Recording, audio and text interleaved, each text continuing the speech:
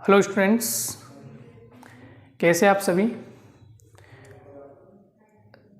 आप सभी हमारे ऑनलाइन प्लेटफॉर्म एजुकेशन एक्सप्रेस से आप जुड़े हुए हैं और आप जिस एप्लीकेशन को एक्सेस कर रहे हैं इसमें आप देखेंगे इसका अपडेट वर्जन अवेलेबल है।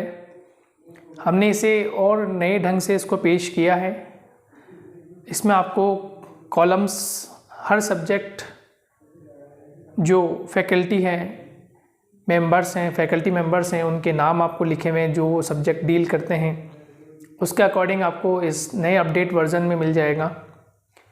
इसमें हमने अलग अलग जो भी स्ट्रीम है, कंपटीशन एग्ज़ाम्स क्लासेस हैं, चाहे वो बीएससी एमएससी की क्लासेस हों, कॉमर्स की क्लासेस हों, बीए की क्लासेस हों, इसके अलावा जो स्कूल लेवल की क्लासेस हों, उनको भी हमने अलग अलग स्लाइड्स में आपको प्रोवाइड कराया है ताकि आपको एप्लीकेशन चलाने में कोई प्रॉब्लम ना आए, आप इजी वे में उसको एक्सेस कर सकें। और हम कवर कर रहे थे ज्योग्राफी को, जिसमें लास्ट हमने आइसोस्टेसिस की हमने बात की, यानी हमने भू संतुलन पर हम चर्चा कर चुके हैं। भू संतुलन क्या होता है, किस प्रकार से हमारी पृथ्वी पर जो पर्वत, पठार, मैदान, सागरीय मैदान है, ये किस प्रकार से संतुलित हैं, इस पर हम चर्चा कर चुके हैं। हमने इस टॉपिक में एरिया का मत पढ़ा, प्राट के मत को देखा, इसके अलावा हमने हैफोर्ड और बोवी के मत को पढ़ा और हमने ये जाना कि अलग अलग भूगोलवेताओं ने अलग अलग अपने क्षेत्र के भूगोलवेताओं ने अपने अपने आधार पर ये बताने का प्रयास किया कि किस प्रकार से हमारे पर्वत, पठार और मैदान जो है ये एक संतुलित अवस्था में है और इस पूरी पृथ्वी पर एक संतुलन स्थापित करते हैं। अब देखिए दोस्तों, हमने ये तो पढ़ लिया, आइसोस्टेसिस तो कवर कर लिया है, लेकिन अब इसका आगे का जो नेक्स्ट पॉइंट है वो है माउंटेन बिल्डिंग थ्योरीज, यानी कि हिंदी में बोलते हैं हम पर्वत निर्माणकारी सिद्धांत, कि पर्वतों का निर्माण किस प्रकार से हुआ होगा। अभी तक हमने संतुलन की बात की थी कि पर्वत, पठार, मैदानों का संतुलन किस प्रकार से हुआ, कैसे ये 1 by 1 फॉर्म में जनरेट हुए, ये हमने पढ़ा था। अब हम ये बात करना चाह रहे हैं कि पर्वतों का निर्माण किस प्रकार से हुआ, केवल पर्वतों की बात करेंगे और पर्वतों के निर्माण में हम ये जानेंगे कि पर्वत निर्माण के जो प्रोसेस होते हैं, ठीक है, जो प्रक्रियाएं होती हैं, जो प्रोसेस होते हैं, वो किस प्रकार से होते हैं, 1 by 1 फॉर्म में किस प्रकार से जनरेट होते हैं, हम इन पर चर्चा करेंगे। हम ये भी सीखेंगे और ये भी हम जानेंगे कि ये किस प्रकार से एक प्रकार से गतिमान होते हैं। पर्वतों का निर्माण क्या कुछ समय में होता है या एक बहुत लंबी अवधि होती है। थोड़ा सा बैकग्राउंड में आपको इसके बारे में बताना चाहूँ तो मैं आपको बैकग्राउंड के बारे में बता देता हूँ। बैकग्राउंड में जब हम जियोलॉजिकल टाइम स्केल पढ़ते हैं, जियोलॉजिकल टाइम स्केल को हम देखते हैं, हमारी जो भूगर्भिक समय सारणी को हम देखते हैं, तो उस भूगर्भिक समय सारणी में आप ये पढ़ते हैं, आपने ये देखा है कि अलग अलग प्रकार के युग या अलग अलग प्रकार के पर्वत निर्माणकारी जो समय रहा वो अलग अलग रहा था। आपने पढ़ा था चर्नियन पर्वत निर्माणकारी हलचलें आपने पढ़ी थी। इसके अलावा मैं बात करूं तो कैलिडोनियन हलचलें आपने पढ़ी, कैलोनियन माउंटेन टेक्टोनिक मूवमेंट जो हुआ वो आपने पढ़ा, हर्सिनियन हलचलें आपने पढ़ी और लास्ट में आपने अल्पाइन हलचलें या अल्पाइन मूवमेंट जो होता है वो पढ़ा। और इन चारों की हम बात करें तो चारों में अलग अलग पर्वतों का निर्माण हुआ है, अलग अलग पर्वत श्रृंखलाओं को हमने बारे में पढ़ा है कि इस हलचल में या इस कालखंड में इस प्रकार की पर्वतों का निर्माण हुआ, या ये पर्वत स्पेसिफिक इस महाद्वीप में रहे, या इस महाद्वीप में हलचलें हुई तो इस महाद्वीप के हलचल होने से ये एक्टिविटी देखने को मिली। ये तो हमने पढ़ा इतिहास के अनुसार कि ये ऐसा हुआ होगा, फिर ऐसा हुआ होगा और इसी समय में ये देखने को, लेकिन ये हुआ कैसे, ठीक है, ये हुआ कैसे, पर्वत निर्माण एक्टिविटी हुई कैसे, इसके बारे में इस टॉपिक पे हम डिस्कशन करने वाले हैं। इस क्लास में हम ये पढ़ेंगे कि ऐसे कौन कौन से प्रोसीजर से पर्वत निर्माणकारी जो सिद्धांत है या पर्वत निर्माण की जो प्रक्रिया है वो गुजरती है और अंततः धीरे धीरे ये पर्वत उस भूभाग से ऊपर उठते हैं और एक विशाल आकृति का रूप धारण कर लेते हैं। तो शुरुआत करते हैं हम उन विशेष जो भूगोलवेत्ता हैं उनके कुछ थॉट्स से, उनके कुछ विचारों से, जो अपना अपना अलग अलग मत प्रस्तुत करते हैं, अपनी अलग अलग विचारधारा बताते हैं कि शायद पर्वतों का निर्माण इस प्रकार से हुआ होगा। तो इसमें सर्वप्रमुख जो यूँ कह सकते हैं कि सबसे पहले जो विचारधारा प्रस्तुत की वो डाना महोदय ने की, और उसके बाद अलग अलग विद्वान, हॉल है, हॉग है, शूशर्ट है, इन्होंने अलग अलग विद्वानों ने अपने अलग अलग संकल्पनाओं को प्रस्तुत किया। तो सबसे पहले आप टॉपिक आपका हो जाएगा माउंटेन बिल्डिंग थ्योरी। ठीक है, सबसे पहले हम एक टॉपिक आपका लिख लेंगे, माउंटेन बिल्डिंग थ्योरी।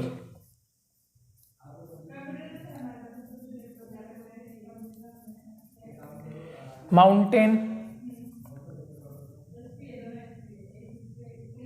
है ना, चाहे तो आप पर्वत निर्माण का लिख लो या माउंटेन बिल्डिंग लिख लो, है ना, mountain building.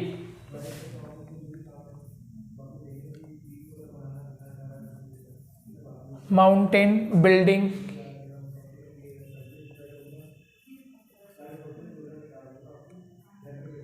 Mountain building theory, ये आपकी हो जाएगा।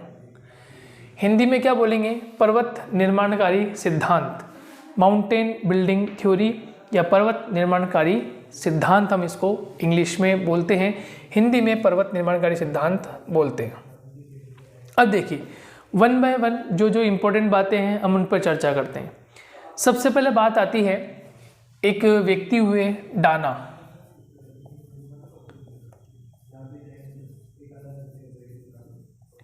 एक व्यक्ति हुए डाना, एक प्रकार से ज्योग्राफर हम कह सकते हैं, और इन्होंने 1873 में, डाना ने 1873 में एक शब्द पर चर्चा की और वो शब्द था भूसन्नति। एक शब्द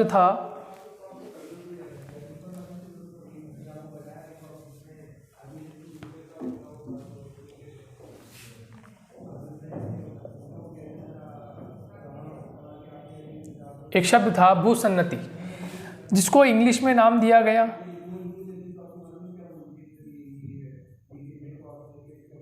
जियोसिंक्लाइन। क्या वर्ड दिया गया, जियोसिंक्लाइन।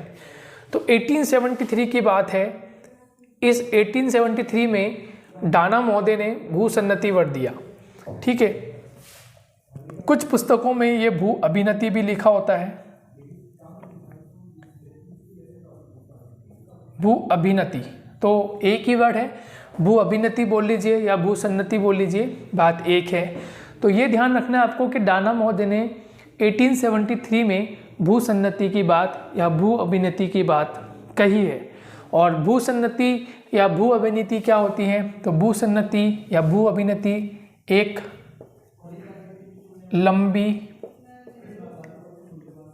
लंबी सकरी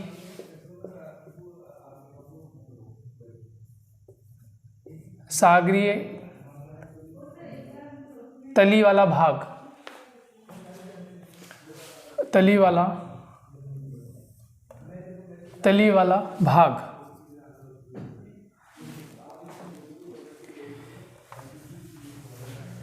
तली वाला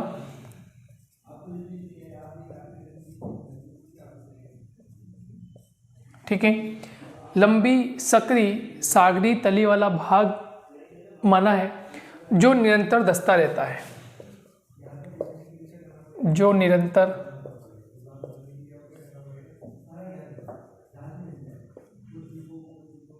निरंतर धंसता रहता है।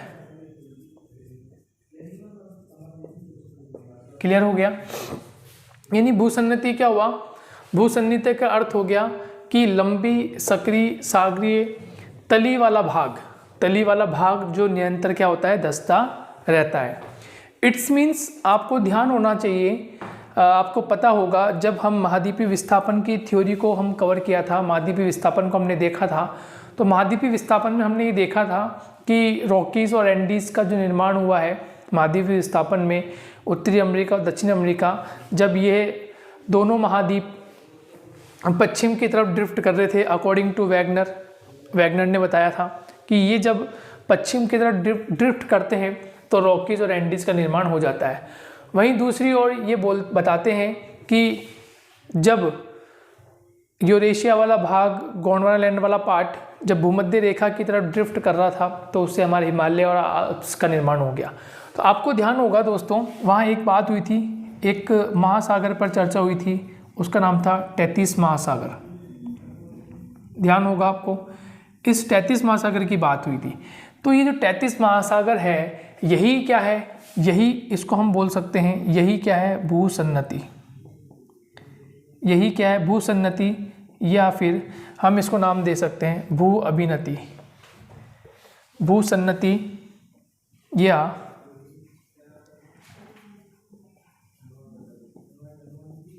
भू अभिनति। क्लियर? क्या कहते हैं, ये जो उथला हुआ भाग होता है, सागरीय भाग होता है, महासागरीय भाग जो होता है, ये तैतीस महासागर और तैतीस सागर को ही हमने क्या नाम देते हैं, भूसन्नति या भू अभिनति। यानी कि हम यूँ कह सकते हैं कि दो स्थलखंड मान लेते हैं, ये दो स्थलखंड है, ये भी स्थलीय भाग है और ये भी स्थलीय भाग है, और इसका ये जो बीच का पार्ट है ना, ये बीच का पार्ट जो है ये सागरीय भाग है। तो इसी भाग को हम क्या कहेंगे, भूसन्नति कहेंगे इस भाग को, या फिर इस भाग को क्या कह सकते हैं, अभिनति कहेंगे। भूसन्नति कहेंगे या भू अभिनति कहेंगे। Got the point? तो ये जो भाग है, ये भाग कैसा है, ये भाग तो स्थलीय है, यानी कोई सा भी भाग स्थलीय हो सकता है, और ये भाग भी कैसा है, ये भाग भी स्थलीय भाग है। कैसा भाग है, स्थलीय। लेकिन जो बीच का भाग है, ये बीच का भाग क्या कहला रहा है, इस बीच के भाग को हम क्या कहते हैं, इस बीच के भाग को हम जियोसिंक्लाइन नाम दे रहे हैं, यानी कि हम इसको भूसन्नति कहते हैं या फिर इसको भू अभिनति कहते हैं। ये इतनी बात आपको समझ में आ गई। अब ये जो भूसन्नति है या भू अभिनति है, अकॉर्डिंग टू डाना हम बात करें तो अकॉर्डिंग टू डाना ये कैसी होती है, लंबी होती है। तो आप देखें महासागर है, सागर है, ये बहुत अधिक लंबे हो सकते हैं, ठीक है, सकरे हो सकते हैं, कहीं चौड़े भी बताए गए हैं। जैसे हम महासागरों की बात करें, कोबर की थ्योरी पढ़ेंगे तो कोबर की थ्योरी में हम ये पढ़ेंगे कि उन्होंने जो भूसन्नति की बात कही है वो अधिक चौड़ी की बात कही है ना। तो कुछ सकरी भी हो सकती है, कुछ चौड़ी भी हो सकती है। सागरी तली वाली होती है ना, तल कैसा होता है, सागर। तो ये क्या है, समुद्र है। तो ये क्या है, समुद्र, या कह सकते हैं सागर, ठीक है, समुद्र या सागर। सक्रिय तली वाला भाग है जो निरंतर क्या करता है, धंसता रहता है, यानी नीचे इसमें डिपॉजिट होता रहता है। यानी ये जो भाग मान लीजिए कोई अवसाद है, इस प्रकार से ये अवसाद आप देख रहे हैं, ये मैं जो बना रहा हूँ ये अवसाद है, और ये इसको धीरे धीरे प्रेशराइज करता रहता है। इसको हम एक वर्ड देते हैं अवतलन। क्या कहते हैं, अवतलन। इंग्लिश में बोलें सबसीडेंस, इंग्लिश में क्या बोलेंगे, सबसीडेंस। इसको मैं थोड़ा बड़ा लिख देता हूं यहां पर, नीचे लिख देते हैं,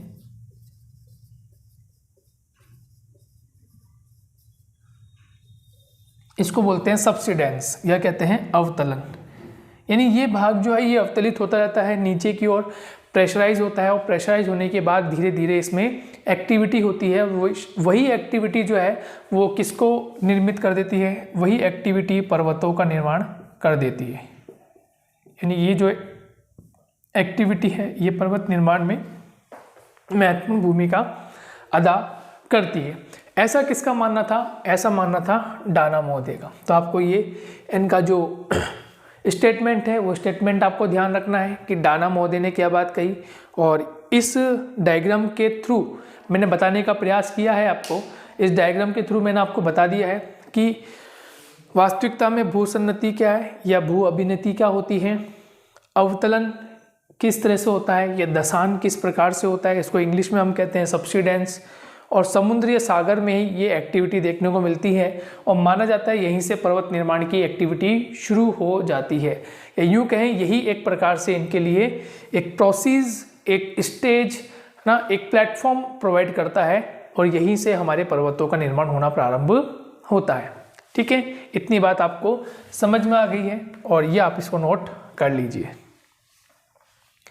फिर हम आगे की बात करते हैं। आगे हम चर्चा करते हैं कि आगे कौन कौन से ऐसे महोदय हैं, ऐसे कौन से ज्योग्राफर्स थे जिन्होंने अपने अपने मत को प्रस्तुत किया। ठीक है, इसको नोट कर लिया आपने। अब हम एक अन्य जो ज्योग्राफर रहे उनकी हम चर्चा करते हैं कि उन्होंने क्या बात कही। और देखिए, जिस प्रकार से हम आगे बढ़ते जाएंगे, कुछ लोगों के अपने अलग अलग मत होंगे, अपने अलग अलग पॉइंट वो रखते हैं, अपनी अलग अलग बातें करते हैं कि वो इस प्रकार से हुआ होगा। तो हमें सबके मत को ध्यान में रखना होगा। ठीक है, सबके अपने अलग अलग मत होते हैं और आपको अलग अलग मत आपको सामने रखने होंगे। नेक्स्ट जो मत है दोस्तों, और नेक्स्ट मत जो आएगा वो आएगा हॉल महोदय का। नेक्स्ट मत है हॉल।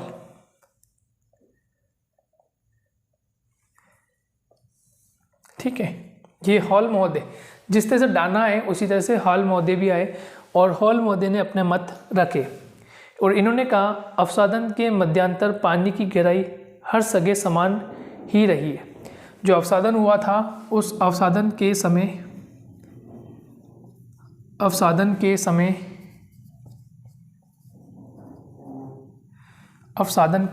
मध्यांतर, या ऐसे लिख सकते हैं इसको, अवसादन के मध्यांतर पानी की गहराई समान रही।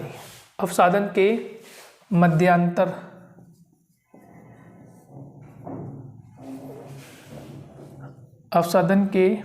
मध्यांतर पानी की गहराई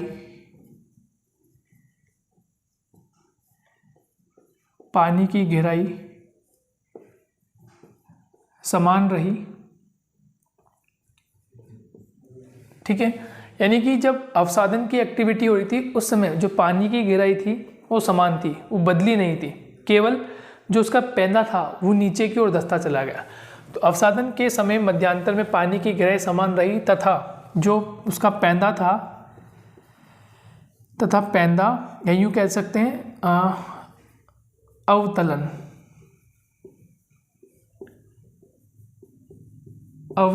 होता रहा।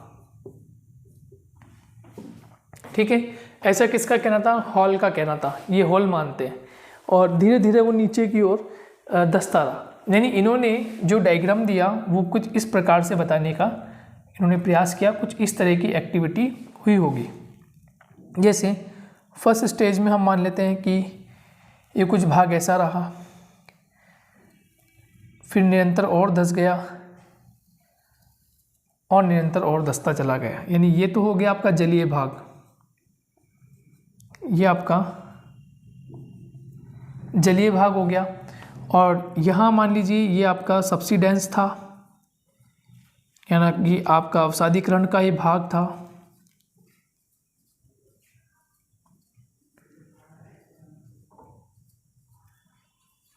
ये अवसादीकरण का भाग था जो नीचे धंसता चला गया। ठीक है, और यूँ कह सकते हैं कि ये तो हो गया समुद्र की तली, समुद्र का तल। ठीक है, ये भाग हो गया आपका जल, ये हो गया आपके अवसाद, सेडिमेंट हम इसको बोलते हैं।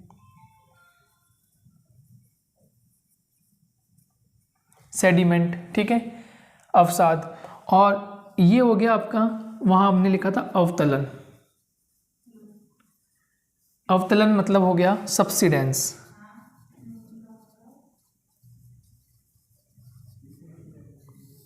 सबसिडेंस ये हो गया सेडिमेंट यानी अवसाद। ठीक है, डिपोजिशन जो हुआ वो अवसाद हुआ। जल या इसको हम महासागरीय जल भी कह सकते हैं, समुद्र का तल। और ये हो गया आपका महासागरीय जल। क्लियर? और जिसके कारण जो समुद्र की तली है ये थी समुद्र की तली, ये समुद्र की तली जो है वो धंसती रही, समुद्र की तली क्या करती रही, धंसती रही। और धंसने से क्या हुआ, जो यहाँ का स्थलीय भाग था, इनका कहना था यहाँ का या इधर का, जो मैंने डायग्राम आपको बनाया था, तो ये जो स्थलीय भाग था, ये स्थलीय भाग यानी ये समझ लीजिए, इधर बता देता हूँ, ये भाग मैंने अभी बनाया था आपके सामने, ठीक है, ये भाग हमने बनाया, ये समुद्री भाग है। अब समुद्री भाग नीचे की ओर धंसेगा तो ये भाग इधर की ओर या ये भाग इधर की ओर आकर्षित होंगे, ठीक है। जब नीचे वाला भाग नीचे की ओर धंस रहा है तो इसका मतलब ये भाग इधर की ओर आकर्षित होगा, ये भाग इधर की ओर आकर्षित होगा। ऐसी स्थिति में क्या होता है, यहाँ से पर्वतों का निर्माण होना शुरू होता है, यहाँ से इस भाग से पर्वतों का निर्माण होना शुरू होता है। और ये जो मध्य वाला भाग होता है, यहाँ पर कुछ अन्य एक्टिविटी होती है, या यूँ कह सकते हैं ये मध्य पिंड कहलाता है। क्या कहलाता है, ये मध्य पिंड कहलाता है।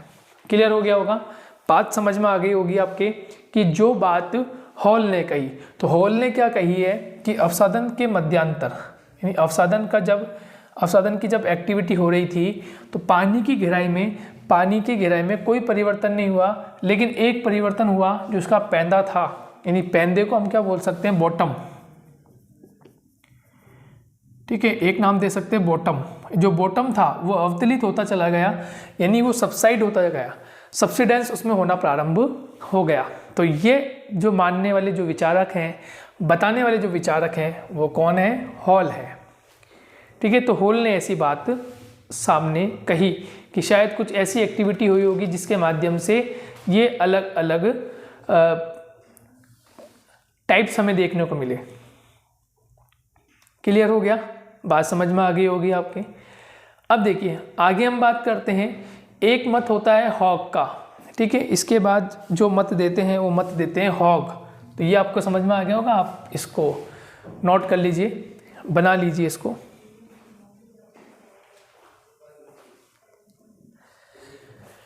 अब देखिए हॉग, इसके बाद जो व्यक्ति आते हैं वो व्यक्ति आते हैं हॉग महोदय।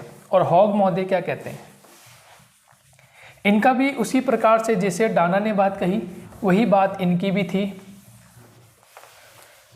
वही मैटर इन्होंने भी कहा। ये तो है हॉल, ठीक है, हॉल।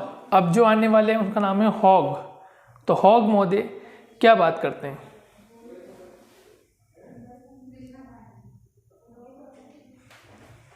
देखिए नेक्स्ट बात करते हैं हम हॉग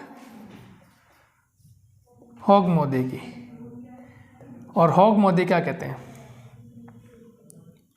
देखिए हॉग कहते हैं, एक बात तो ये है कि हॉग जो बात करते हैं ये बहुत पुराने समय का जो एक पूरा भौगोलिक मानचित्र है उसको देखकर ही बताते हैं, ठीक है।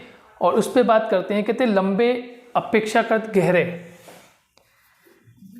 ये जो बात करते हैं लंबे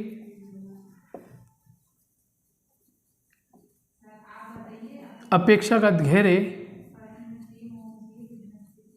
किंतु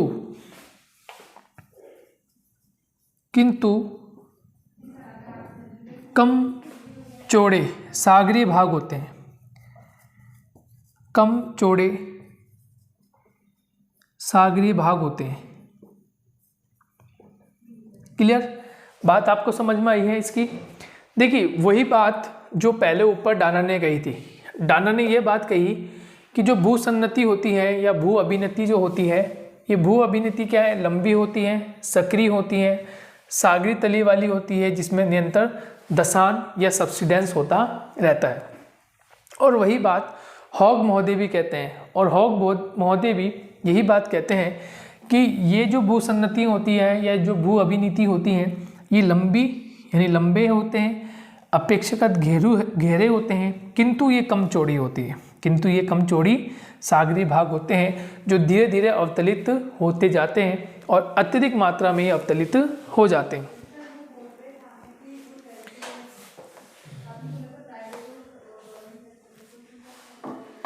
सागरीय भाग होते हैं, सागरीय भाग होते हैं। क्लियर हो गया। लंबे होते हैं, अपेक्षाकृत गहरे होते हैं, किंतु कम चौड़े सागरीय भाग होते हैं।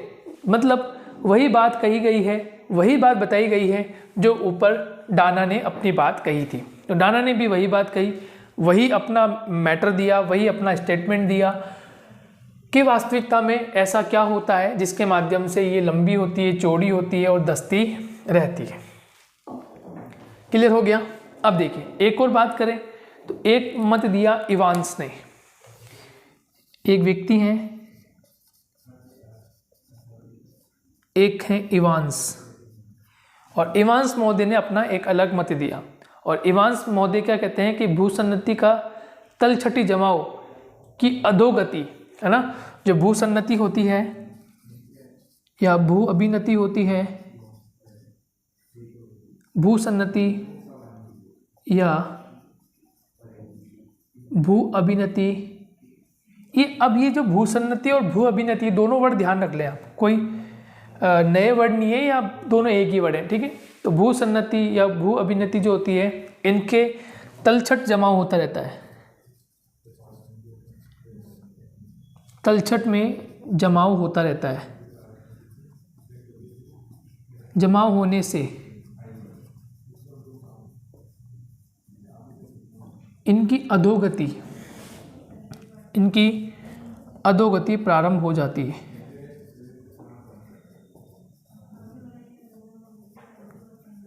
इनकी अधोगति क्या हो जाती है, प्रारंभ होती है।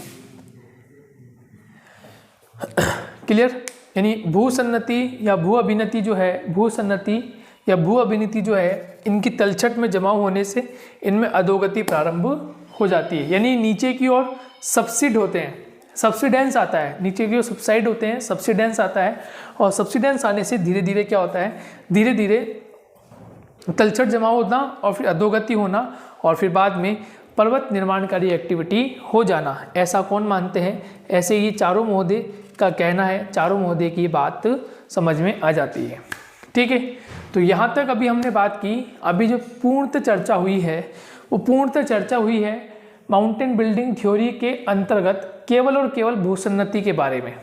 ठीक है। आपको ये समझ में आ गया होगा कि जियोसिंक्लाइन क्या है, या भूसन्नति क्या है, या भू अभिनति क्या है। भू मतलब पृथ्वी, भू मतलब क्या हो गया, पृथ्वी।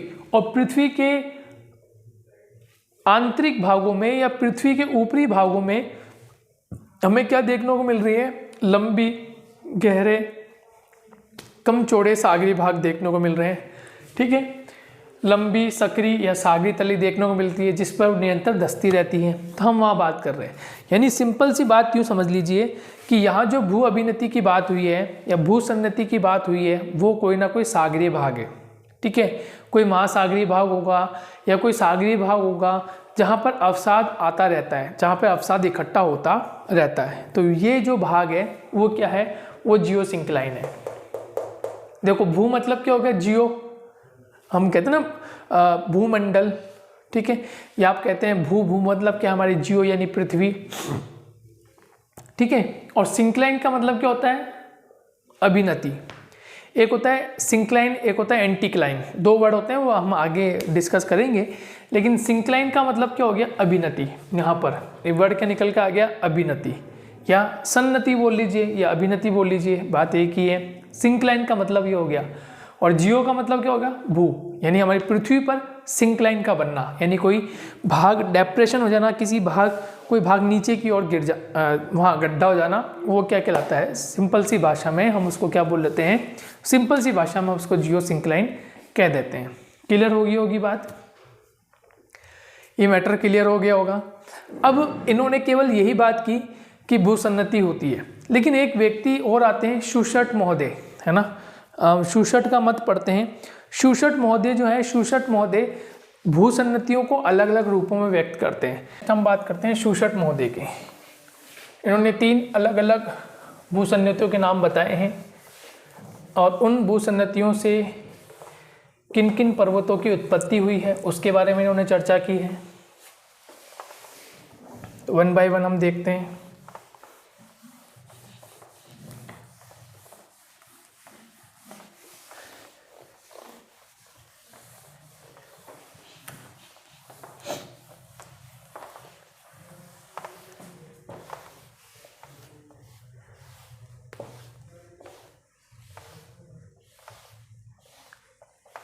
चलिए, तो यहाँ लिखेंगे हम शूशट महोदय। ठीक है, माउंटेन बिल्डिंग थ्योरी चल रही, चाहे तो आप इसको हटा सकते हैं। मेन तो कॉन्सेप्ट आपको ध्यान हो ही गया कि हमें माउंटेन बिल्डिंग का पढ़ना है, तो हम इसको हटा देते हैं।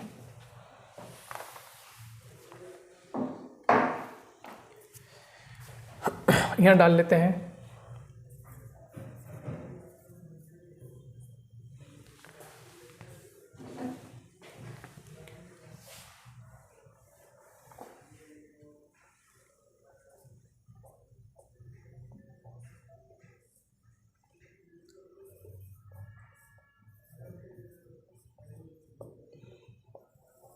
शूशट का मत, कि शूशट क्या कहते हैं, एविडेंस ऑफ शूशट, शूशट का क्या कहना है।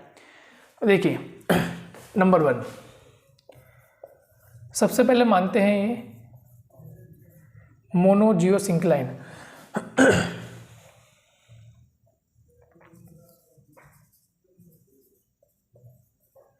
फर्स्ट, मोनोजियोसिंक्लाइन मतलब एकल भू अभिनति या भू सन्नति, हिंदी में लिखते हैं एकल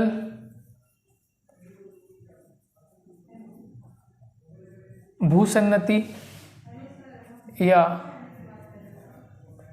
भू अभिनति। मैंने केवल अभिनति लिखा है, तो आप भू सन्नति भी लिख सकते हैं, भू अभिनति भी लिख सकते हैं।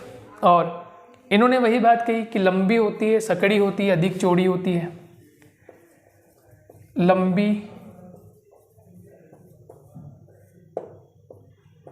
लंबी होती है, सकरी होती है, सकड़ी नहीं सकरी होती है।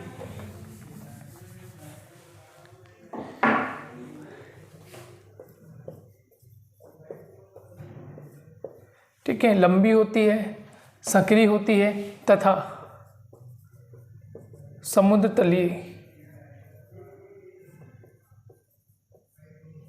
तली में धंसती जाती है,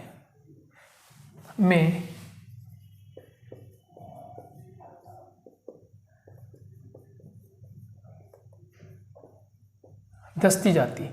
लंबी होती है, सकरी होती है तथा समुद्र तली में धंसती जाती है। ऐसा किसका मानना है? ऐसा शूशट का पहले का मानना है, फर्स्ट, जो एकल भू सन्नति होती है।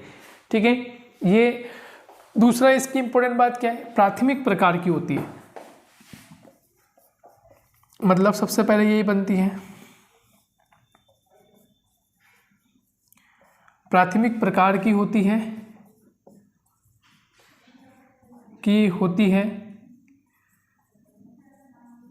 तथा क्रमिक विकास चलता रहता है, तथा क्रमिक विकास उत्पत्ति से प्रारंभ तक, उत्पत्ति से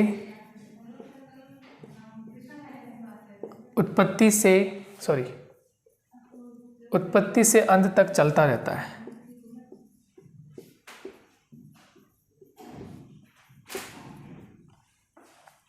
क्लियर हो गया? प्राथमिक प्रकार की होती है तथा क्रमिक विकास उत्पत्ति से अंत तक चलता रहता है। ये एक प्रोसीजर इनका हो जाता है। क्लियर हो गया? चलिए नेक्स्ट, फिर बात होती है पॉलीजियोसिंक्लाइन, बी पार्ट। और बी पार्ट भी इन्होंने ही दिया है, शूशट ने ही दिया है।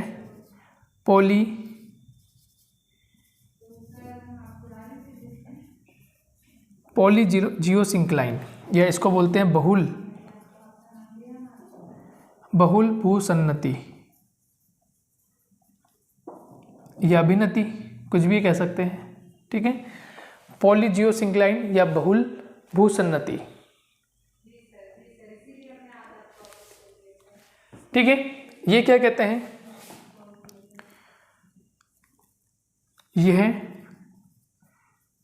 भूसन्नति अधिक चौड़ी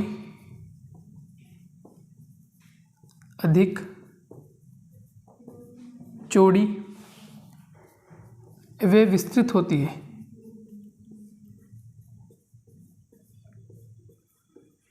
ठीक है, ये भूसन्नति अधिक चौड़ी व विस्तृत होती है तथा क्रमिक विकास चलता है।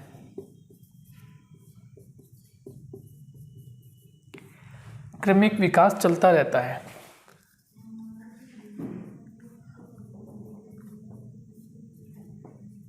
क्रमिक विकास चलता रहता है। कौन सी पर? पॉलीजियोसिंक्लाइन पर।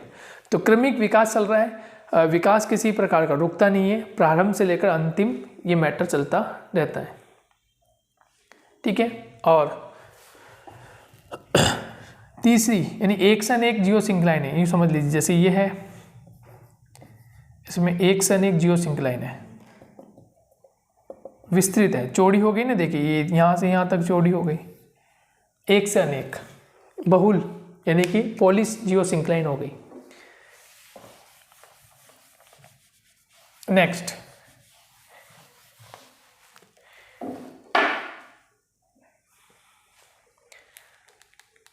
पॉलिस जियोसिंक्लाइन के बाद हम सी पार्ट की बात करते हैं। मोनो जियोसिंक्लाइन हो गया, पॉलिस जियोसिंक्लाइन होगी। अब तीसरी जो है वो मीसो जियोसिंक्लाइन। ठीक है, मीसो यानी कि मध्य भू अभिनीति, मध्य भू अभिनति या भूसन्नति कह सकते हैं, एक ही बात है।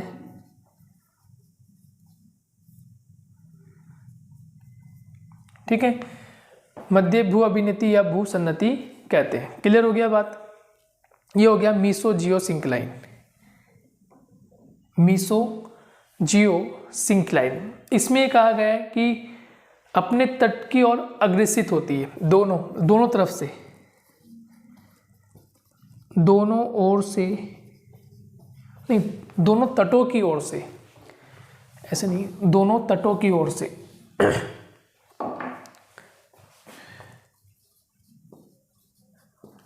दोनों तटों की ओर से अग्रसित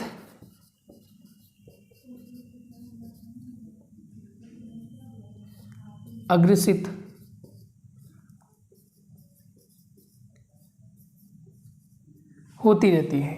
यानी कि जो दो तट होते हैं उन दोनों तटों से ये अग्रसित होती रहती है।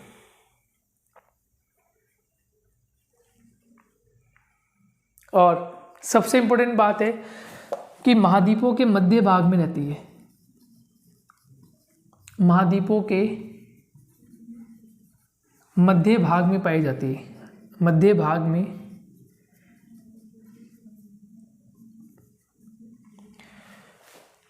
महाद्वीपों के मध्य भाग में पाई जाती है।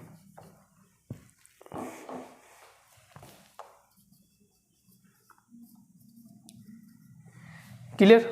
देखिए एक पे चर्चा कर लेते हैं, ये मिक्स नहीं हो जाए इसलिए हमने इसको अंडरलाइन कर देते हैं।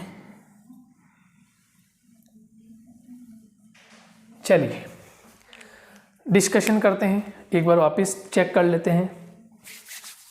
शूशट के मत हैं और शूशट में जो मत दिया है वो भूसन्नति को या भू अभिनति को लेकर मत दिया है। और भूसन्नति या भू अभिनति को लेकर क्या मत दिया है? नंबर 1, पहले इन्होंने कहा मोनो जियोसिंक्लाइन होती है, मोनो जियोसिंक्लाइन होती है, जिसको हिंदी में कहा है एकल भू अभिसन्नति या एकल भू अभिनति। जिसमें होता क्या है, लंबी होती है, सक्रिय होती है और समुद्र तली में दस्ती जाती है। प्राथमिक प्रकार की होती है ना, मोनो जो होती है ये कैसी होती है? प्राथमिक प्रकार की होती है। और दूसरा क्या इंपॉर्टेंट है, इनका क्रमिक विकास उत्पत्ति से अंत तक चलता रहता है। यानी कि जैसे प्रारंभ होती है और जब से लेकर तब तक ही चलती रहती है। क्लियर हो गया? फिर नेक्स्ट बहुल भूसन्नति की बात करें तो बहुल भूसन्नति ये भी एक अधिक चौड़ी है, विस्तृत होती है तथा इनका क्रमिक विकास इनका भी चलता रहता है।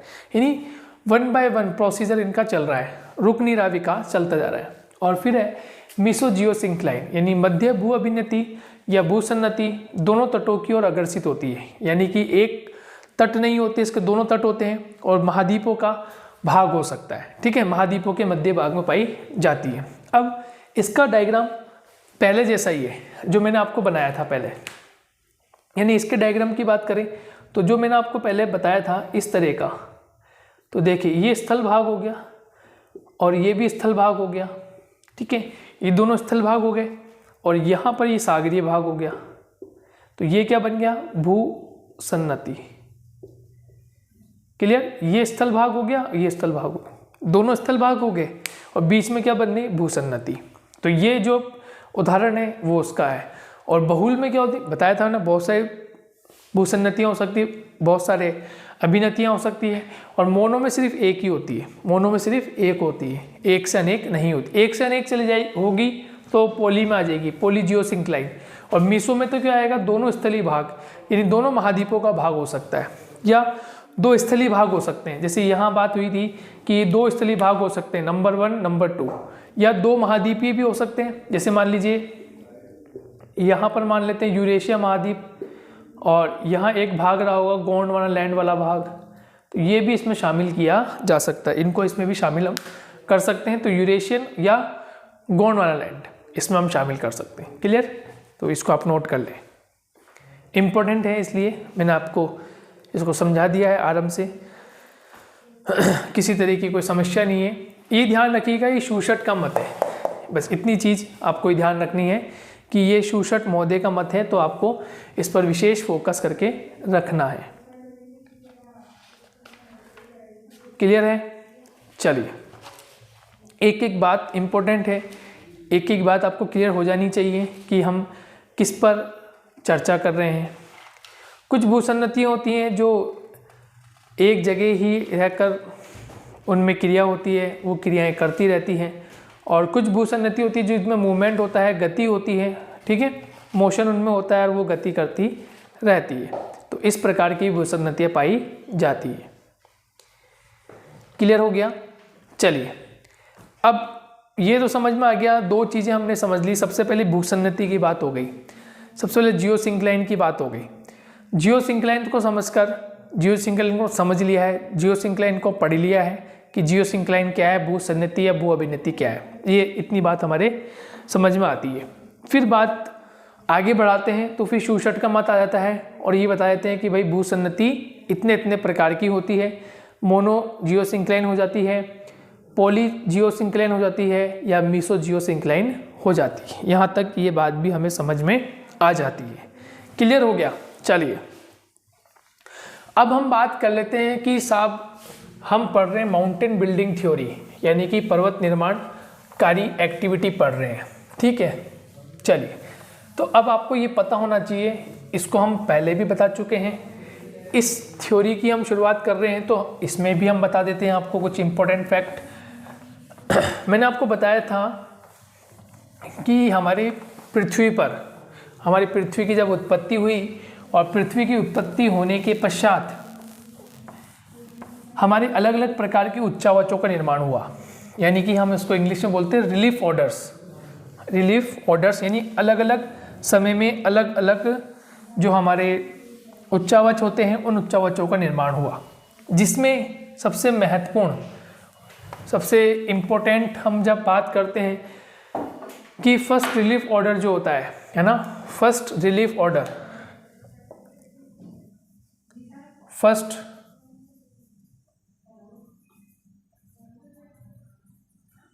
रिलीफ ऑर्डर जो प्राथमिक उच्चावच होते हैं उसमें हम किसको शामिल करते हैं, तो आपको पता है उसमें हम महाद्वीपों को शामिल करते हैं, वे महासागरों को शामिल करते हैं, ठीक है, महाद्वीप और महासागर को शामिल करते हैं। उसके बाद सेकंड रिलीफ ऑर्डर आता है,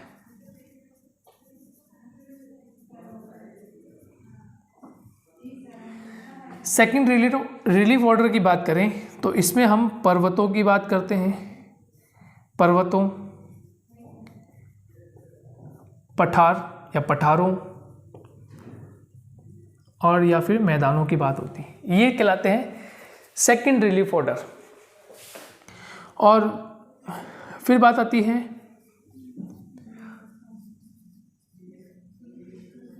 थर्ड रिलीफ ऑर्डर की, और थर्ड रिलीफ ऑर्डर में हम क्या मानते हैं, किनको शामिल करते हैं, यूँ कह सकते हैं कि अपक्षय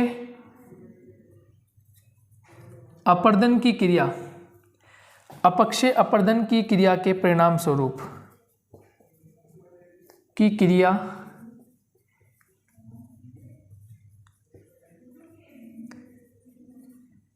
के परिणाम स्वरूप बनी आकृतियां या बनी स्थलाकृतियां। क्लियर? अपक्षय अपर्दन की क्रिया के परिणाम स्वरूप बनी जो भी स्थलाकृतियां हैं वो थर्ड रिलीफ ऑर्डर में मानी जाती। यानी आप इसको ऐसे भी लिख सकते हैं, first relief order, second relief order और थर्ड रिलीफ ऑर्डर। ये तीन प्रकार के रिलीफ ऑर्डर हो गए। लेकिन ये दिया किसने था, तो आपको ध्यान रखना है, ये देने वाले व्यक्ति थे R.D. सैलिसबरी। R.D. सैलिसबरी, ये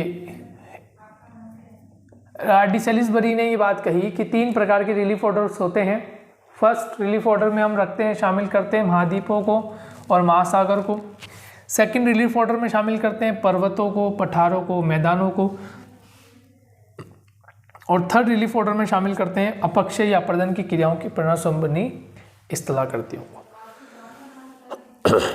इसमें नदियों के द्वारा, झीलों के द्वारा या अन्य जो भी हैं उसके द्वारा आकृतियां बन सकती हैं।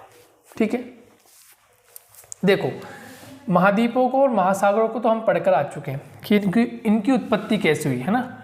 इनकी उत्पत्ति के बारे में एक कॉन्सेप्ट में हम पढ़कर आ चुके हैं, वैगनर का कॉन्सेप्ट हमने पढ़ा है। ठीक है, वैगनर के बाद हमने प्लेट टेक्टोनिक मूवमेंट पढ़ा है, प्लेट विवर्तनिकी पढ़ा है। ठीक है, तो इसका तो कॉम्बिनेशन समझ में आ गया, इनके महाद्वीप कैसे बने, महासागर कैसे बने, निर्मित कैसे हुए, इसका कॉन्सेप्ट समझ में आ गया। पढ़ रहे हैं पर्वत का कॉन्सेप्ट कि पर्वत का निर्माण कैसे हुआ होगा, या पठारों का निर्माण कैसे हुआ, मैदानों का निर्माण कैसे हुआ, ये हम पढ़ रहे हैं। विशेषकर जब हम पर्वतों के बनने की प्रक्रिया को समझते हैं या समझ लेते हैं तो कहीं ना कहीं हम पठारों का निर्माण का अर्थ भी समझ लेते हैं कि पठारों का निर्माण कुछ इस प्रकार से हुआ होगा। तो ये नोट कर लीजिए, ये आपके लिए इम्पोर्टेंट है। फिर हम आगे बढ़ते हैं। ठीक है, फिर हम इस पर चर्चा करेंगे, इसको देखेंगे कि पर्वत, पठार, मैदान, ये तीनों चीज़ें क्या है ना, इसको समझ लेते हैं। महाद्वीप और महासागर तो आप समझते हैं, महाद्वीप क्या है, महासागर क्या है। स्थलीय भाग जो होगा वो महाद्वीप कहलाएगा और जलीय भाग जो होगा वो महासागर कहलाएगा। ठीक है, ये बात तो आपके समझ में आती है कि महाद्वीप क्या है और महासागर क्या है। लेकिन अब थोड़ा सा जनरल फॉर्म में पर्वत, पठार और मैदान की भी बात कर लेते हैं कि पर्वत क्या है, मैदान क्या है, ये भी हम इसको समझ लेते हैं। देखिए, तीन मुख्य स्थलाकृति हैं हमारे भूभाग पर। सबसे पहले जो स्थलाकृति है ये कहलाती है पर्वत। पर्वत के डेफिनेशन की हम बात करेंगे, पर्वत क्या होता है। दूसरी एक स्थलाकृति है, ये इस प्रकार की है, इसको बोलते हैं पठार। ठीक है, माउंटेन, पठार, माउंटेन ये हो गया पर्वत, प्लेट्यू हो गया पठार। और फिर इसके बाद एक भाग ये हो गया, इसको हम बोलते हैं मैदान। ठीक है, इसको हम क्या बोलते हैं, मैदान।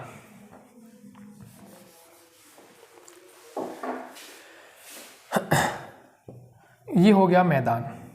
अब देखिए तीनों में अंतर क्या है। तीन रिलीफ ऑर्डर हैं, पर्वत, पठार और मैदान। तीन रिलीफ ऑर्डर हैं जो अभी हमारी चर्चा हुई थी।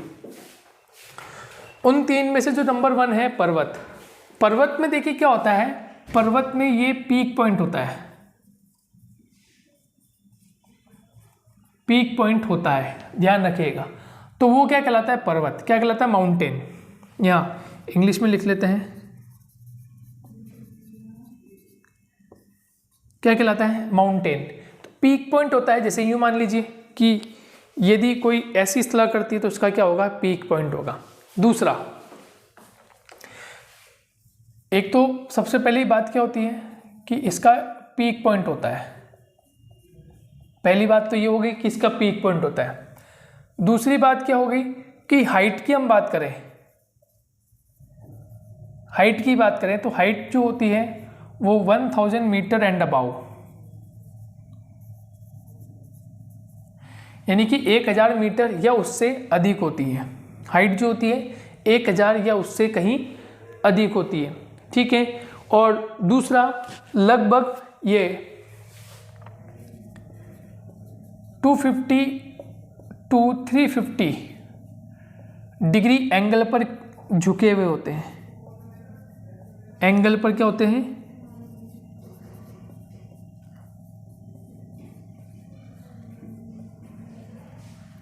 झुके होते हैं। 250 से 350 डिग्री एंगल पर ये क्या होते हैं, झुके हुए होते हैं। तो वो चीज़ें क्या कहलाती हैं, वो पर्वत कहलाते हैं। तो पीक पॉइंट जिसका है, पीक पॉइंट जिसका होगा, इसका मतलब पीक पॉइंट जिसका है वो क्या कहलाएगा, माउंटेन कहलाएगा। ये है पर्वत। क्लियर। अब देखिए पठार की बात करते हैं, पठार पर आते हैं। पठार का सबसे पहला point, first point, peak point नहीं होता, ये ध्यान रखेंगे। पठार जो होता है, पठार का पीक पॉइंट नहीं होता, ये आपको ध्यान रखना है। जबकि पर्वत का, माउंटेन का पीक पॉइंट होता है, ठीक है। इसको हम इंग्लिश में बोलेंगे प्लेट्यू।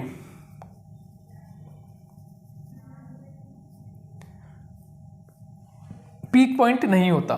दूसरी बात, ये जो भाग है इसका ऊपरी भाग, ये कैसा होता है, समतल, ठीक है, समतल होता है। तो ऊपरी भाग क्या लिखेंगे, ऊपरी भाग कैसा है, प्लेन है। इसको बोलेंगे प्लेन टेबल, यानी कि समतल आकृति है,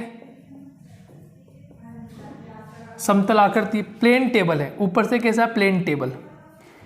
तीसरा, यदि हम हाइट की बात करें तो इनकी जो हाइट होती है वो ऑलमोस्ट 300 मीटर से लेकर ऑलमोस्ट 400 मीटर तक होती है, या इससे भी कम पाई जाती है। यानी हम अज्यूम कर रहे हैं कि लगभग 300 मीटर से लेकर 400 मीटर तक होती होगी।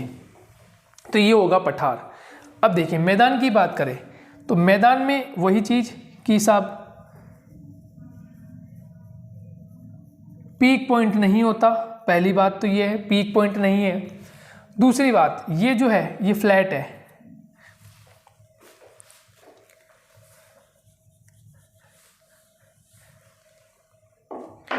ठीक है। मैदान जो है कैसा है, फ्लैट, बिल्कुल समतल होता है। पठार में तो ये भाग, जो ऊपरी भाग है ये समतल होगा, लेकिन ये ऊंचाई तो होगी, है ना, लेकिन इतनी ऊंचाई नहीं होगी जैसे इसकी ऊंचाई है। इसका जो एंगल डिस्टेंस है, लेकिन इसकी कम है, ठीक है। और मैदान जो होगा ये पूर्णतः कैसे होगा, फ्लैट, समतल होगा, पूर्णतः समतल होगा। और तीसरी बात क्या है, ऊंचाई जो होगी इसकी, ऊंचाई ये मान लीजिए इसकी ऊंचाई 70 से लेकर 100 या फिर 150 मीटर तक होती है। किसकी, मैदान की, यानी हम इसको बोलेंगे प्लेन, इसको बोलेंगे प्लेन। ये प्लेन अलग है और वो प्लेन, हाँ सॉरी, यहाँ ये वाला प्लेन लिखेंगे, प्लेन टेबल, ध्यान देना, समतल लिखना था।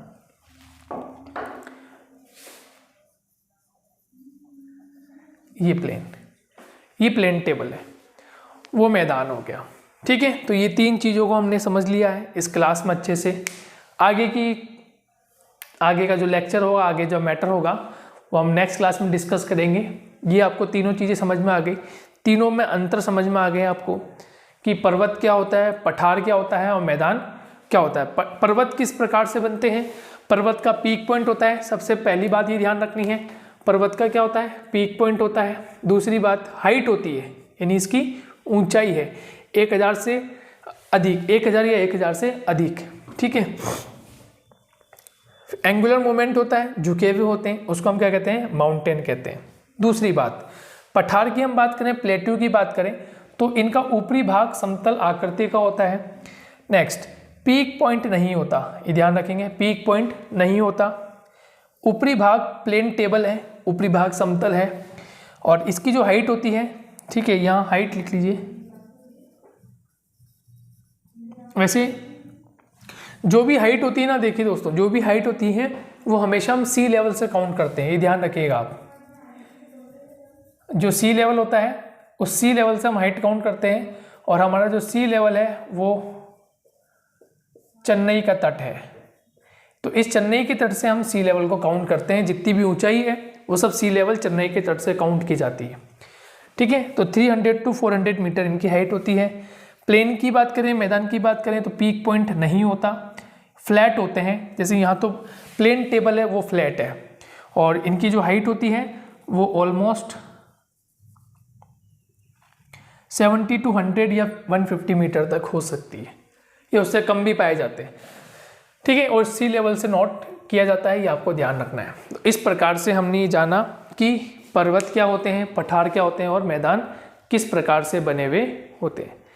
नेक्स्ट हम जब नेक्स्ट सेशन में आएंगे तो नेक्स्ट सेशन में हम पढ़ेंगे कुछ और इम्पोर्टेंट बातों की हम बात करेंगे कि पर्वतों की उत्पत्ति के आधार पर हम कितने प्रकार के पर्वतों की हम चर्चा करते हैं, उनके कालखंड के अनुसार कौन कौन सा कालखंड आता है उसमें हम उनको चर्चा करते हैं। और फिर हम एक थ्योरी की हम चर्चा करेंगे कि उसमें आपके कॉबर का मत आता है, जॉली का आता है, जेफरे का मत आता है, जॉली जेफरे का मत आता है, और होम्स का मत आता है। तो उस पर डिस्कशन होगा। तो जब तक के लिए थैंक यू।